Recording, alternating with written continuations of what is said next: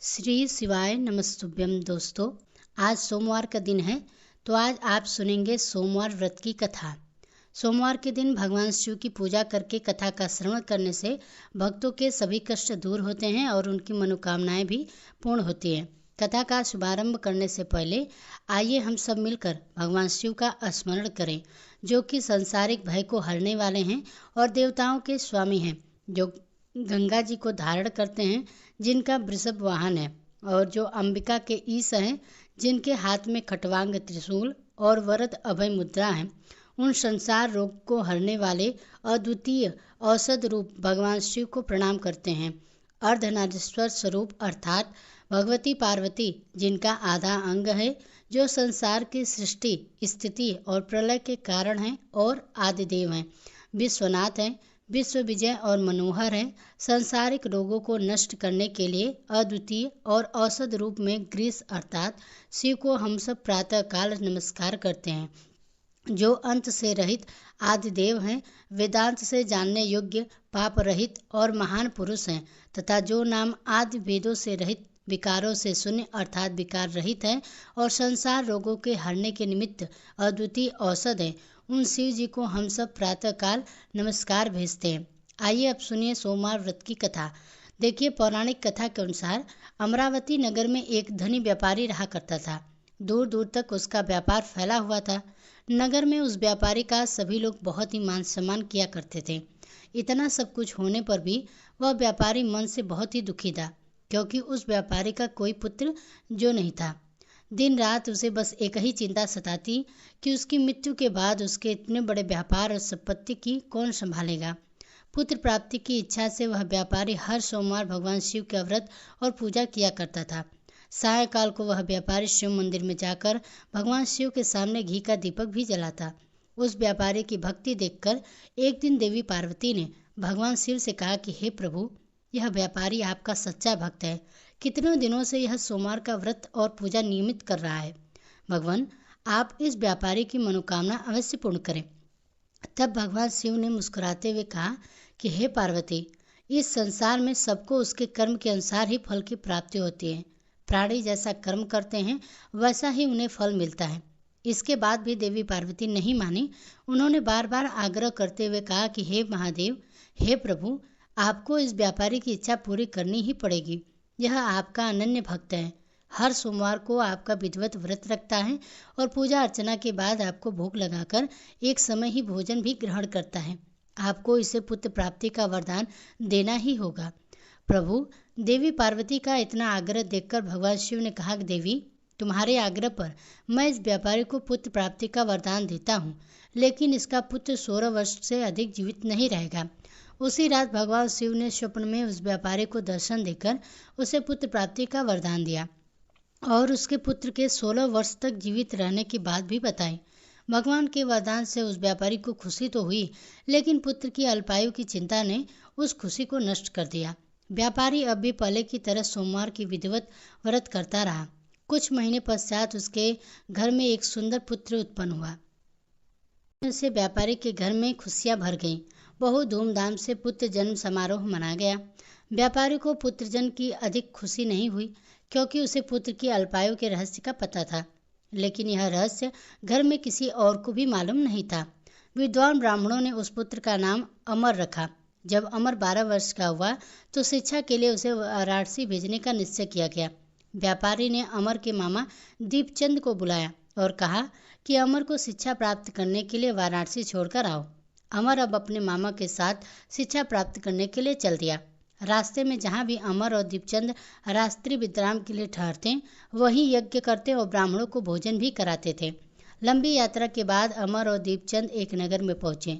उस नगर के राजा की कन्या की विवाह की खुशी में पूरे नगर को सजाया गया था। निश्चित समय पर बाराती आ गए, लेकिन वर का पिता अपने बेटे के एक आंख से काना होने के कारण बहुत ही चिंतित था। उसे इस बात का भय सता रहा था कि राजा को इस बात का पता चलेगा तो वह विवाह से इनकार न कर दें। इससे उसकी बहुत ही बदनामी होगी। वर के पिता ने अमर को देखा तो उसके मस्तिष्क में एक विचार आया। उसने सोचा, क्यों न इस लड़के को दूल्हा बनाकर राजकुमारी से विवाह करा दूं। विवाह के बाद इसको धन देकर विदा कर दूंगा। और राजकुमारी को अपने नगर ले जाऊंगा। वर के पिता ने इस संबंध में अमर और दीपचंद से बात की। दीपचंद ने धन मिलने के लालच में पिता की बात के स्वीकार कर लें और अमर को दूल्हे के वस्त्र पहनाकर राजकुमारी चंद्रिका से विवाह करा दिया। राजा ने बहुत साधन देकर राजकुमारी को विदा किया। अमर जब लौट रहा था तो सच नहीं छिपा सका और उसने राजकुमारी के दुपट्टे पर लिख दिया, राजकुमारी चंद्रिका, तुम्हारा विवाह तो मेरे साथ हुआ था। मैं वाराणसी में शिक्षा प्राप्त करने के लिए जा रहा हूँ। अब तुम्हें जिस नवयुवक की पत्नी बनना पड़ेगा वह कान्हा है। जब राजकुमारी ने अपने दुपट्टे पर लिखा हुआ पढ़ा तो उसने कान्हे लड़के के साथ जाने से इनकार कर दिया। राजा ने सब बातें जानकर राजकुमारी को महल में ही रख लिया। उधर अमर अपने मामा दीपचंद के साथ वाराणसी पहुंच गया। अमर ने गुरुकुल में पढ़ना प्रारंभ कर दिया। जब अमर की आयु 16 वर्ष की हुई तो उसने एक यज्ञ किया। यज्ञ की समाप्ति पर ब्राह्मणों को भोजन कराया और खूब अन्न वस्त्र दान किए। रात को अमर अपने शयन कक्ष में सो गया। शिव जी के वरदान के अनुसार शयनावस्था में अमर के प्राण पखेरु उड़ गए। सूर्योदय पर मामा अमर को मृत देखकर रोने पीटने लगा। आसपास के लोग भी एकत्र होकर दुख प्रकट करने लगे। मामा के रोने के विलाप करने के स्वर समीप से गुजरते हुए भगवान शिव और माता पार्वती ने भी सुने। तब माता पार्वती ने कहा, भगवान प्राणनाथ, मुझे इसके रोने का स्वर सहन नहीं हो रहा है। आप इस व्यक्ति के कष्ट को अवश्य दूर कीजिए। भगवान शिव ने देवी पार्वती के साथ अदृश्य रूप में जाकर अमर को देखा तो पार्वती जी बोले, देवी, यह तो उसी व्यापारी का पुत्र है जिसे मैंने 16 वर्ष की आयु का वरदान दिया था। आज इसकी आयु को पूरी हो गई है। तो देवी पार्वती ने फिर भगवान शिव से निवेदन किया कि हे प्राणनाथ, आप इस लड़के को जीवित कर दीजिए, नहीं तो इस लड़के के माता पिता पुत्र के मृत्यु के कारण रो रो कर अपने प्राणों को त्याग देंगे। इस लड़के का पिता तो आपका परम भक्त है, वर्षों से सोमवार का व्रत करते हुए आपको भोग लगा रहा है। माता पार्वती के बार बार आग्रह करने पर भगवान शिव ने उस लड़के को जीवित होने का वरदान दे दिया और कुछ ही क्षणों में वह जीवित होकर उड़ गया। फिर शिक्षा समाप्त करके अमर अपने मामा के साथ अपने नगर की ओर चल दिया। दोनों चलते हुए उसी नगर में पहुंचे जहां अमर का विवाह हुआ था। उस नगर में भी अमर ने यज्ञ का आयोजन किया। समीप से गुजरते हुए नगर के राजा ने यज्ञ का आयोजन देखा। तब राजा ने अमर को तुरंत पहचान लिया। यज्ञ समाप्त होने पर राजा अमर और उसके मामा को महल में ले गया और फिर उन्हें महल में रखकर कुछ बहुत सारा धन वस्त्र देकर राजकुमारी के साथ विदा कर दिया। रास्ते में सुरक्षा के लिए राजा ने बहुत से सैनिकों को भी साथ भेजा। दीपचंद ने नगर पहुंचते ही एक दूत को घर भेजकर अपने आने की सूचना भेजी। अपने बेटे अमर के जीवित वापस लौटने की सूचना से व्यापारी बहुत ही प्रसन्न हुआ। व्यापारी ने अपनी पत्नी के साथ स्वयं को एक कमरे में बंद रखा था। भूखे प्यासे रहकर व्यापारी और उसकी पत्नी बेटे की प्रतीक्षा कर रहे थे। उन्होंने प्रतिज्ञा कर रखी थी कि यदि उन्हें अपने बेटे की मृत्यु का समाचार मिला तो वे दोनों भी अपने प्राण त्याग देंगे। व्यापारी अपनी पत्नी और मित्रों के साथ नगर के द्वार पर पहुंच गया। अपने बेटे के विवाह का समाचार सुनकर पुत्रवधू राजकुमारी चंद्रिका को देखकर उसकी खुशी का ठिकाना ही न आया। उसी रात भगवान शिव ने व्यापारी के स्वप्न में आकर कहा, हे सृष्टि, मैंने तेरे सोमवार के व्रत करने और व्रत कथा सुनने से प्रसन्न होकर तेरे पुत्र को लंबी आयु प्रदान की है। यह सुनकर व्यापारी बहुत ही प्रसन्न हुआ। सोमवार का व्रत करने से व्यापारी के घर में खुशियां लौट आई।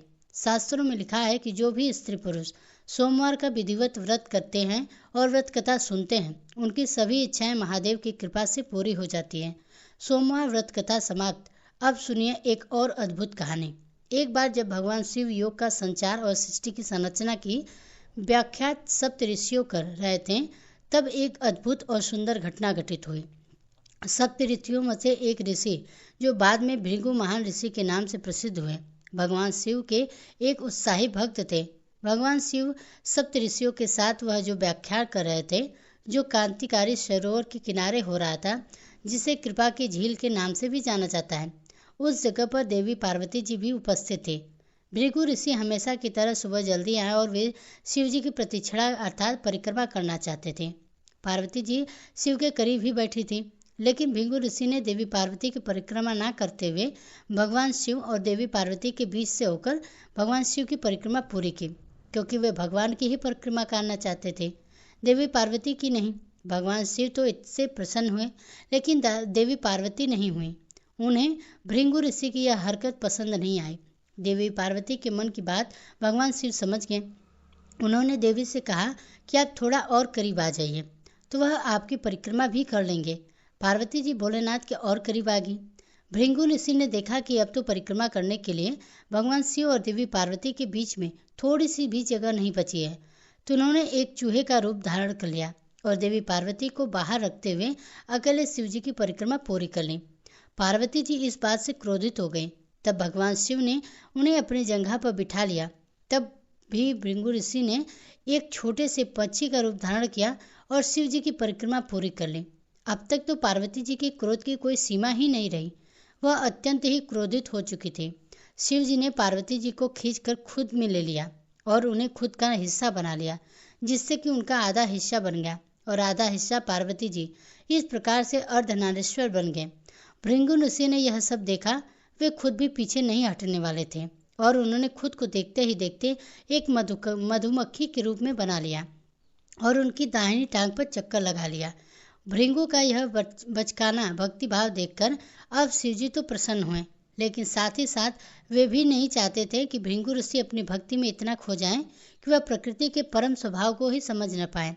तब वे सिंहासन पर बैठ गए। अब तो भृंगु ऋषि के पास कोई भी रास्ता नहीं बच सका कि वह सिर्फ शिवजी का और उनके शरीर के किसी हिस्से का चक्कर लगा सके।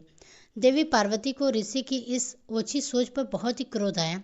उन्होंने ऋषि से कहा कि तुम्हें स्त्रियों से इतना परहेज है क्यों? तो ना तुम्हारे अंदर से स्त्री शक्ति को ही अलग कर दिया जाए। ऐसा कहते ही देवी ने ऋषि के अस्तित्व को अलग कर दिया। अब भृंगु ऋषि ना तो जीवितों में थे और ना ही मृत्यु में थे। उन्हें बड़ी ही पीड़ा हो रही थी।